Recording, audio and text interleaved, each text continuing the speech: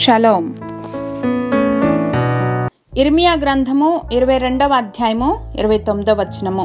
జెర్మయా chapter 22 verse 29.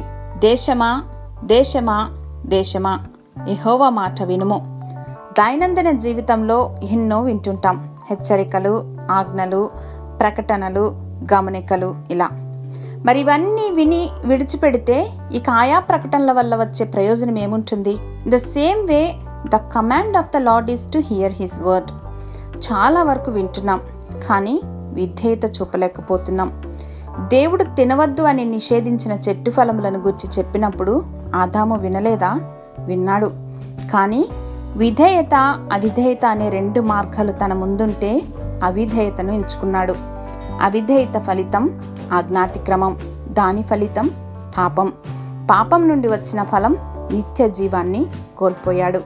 కాబట్టి యేసయ్య అంటున్నారు, ఈ నా మాటలు విని వాటి చొప్పున చేయు ప్రతివాడును బండ మీద తన ఇల్లు కట్టుకొనిన బుద్ధిమంతుని పోలియుండును.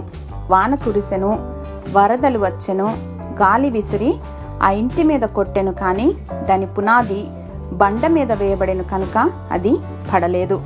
మరియు ఈ నా మాటలు విని వాటి చొప్పున చేయని ప్రతివాడు ఇసుక మీద తన ఇల్లు కట్టుకొనిన బుద్ధిహీనుని పోలియుండును. వాన కురిసెను, వరదలు వచ్చెను, గాలి విసిరి ఆ ఇంటి మీద కొట్టెను, అప్పుడది కూలబడెను.